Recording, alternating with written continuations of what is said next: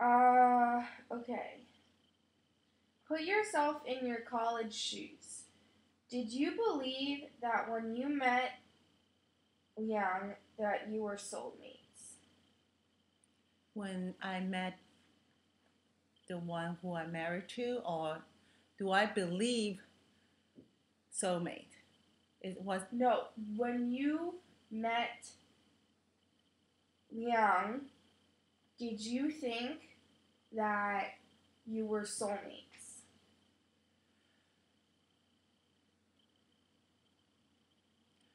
it never came to my mind the word soulmate, but I feel a lot passion and a lot love for who he was. Mm-hmm. Uh, I'm my age that time. Soulmate was not something I think about. I thought about Well, deep love. when you say the term soulmate means you're going to spend the rest of your life with that person and you feel very, very, very strongly about spending the rest of your life with that person. Did you feel that way? Mm, yes, at that Then time, you did think you were soulmates. yes. However, my definition of soulmate varies as I age. How does it vary as you age? It was the the context of soulmate changes from my age of 20. Now I'm 48. I have a better understanding of myself that I would be able to better describe an ideal soulmate for me. But at the time when I was in college, it is all very idealistic and very romantic and idealistic. So when you think of soulmates now, do you think of more commitment rather than love? Like, would you think that a soulmate should like have the qualities of a person who's loyal and committed rather than just love? Well, I think it is the combination of the two. Once you really deeply love somebody, the commitment comes naturally. But how is that the case with Liang? Because you had love, but then the commitment didn't come.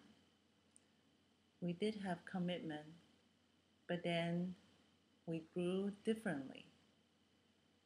As we grow older, we found ourselves as well. In my case, I cannot speak for him, but in my case, I find empty uh, to have a fulfilled life, not only career wise, spiritually, emotionally, should be satisfied. Therefore, if there's not that kind of connection or that kind of relation develop as we age, then the relationship cannot last. Okay. Um, what made you think he was the one for you, Liang? At that time, I was very young and I thought he is so clever, he's handsome to me, and he's very uh, much of a ideal man for me at that time. Based on what I read about in a novel or what I thought about ideal mate would be, um, he has his flaws, but then I overlooked it. My passion and my emotion took over my logical, analytical, uh, feeling about a person. Okay. Did you think the flaws that you saw back then, were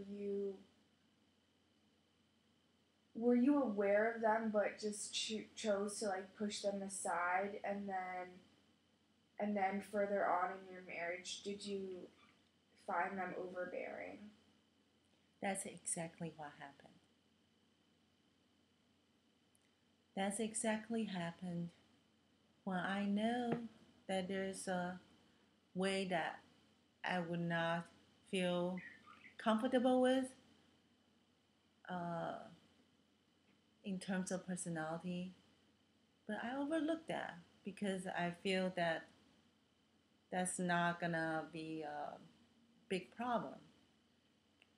But then I was not aware of my own need for a person who's also has to be intellectual. Um,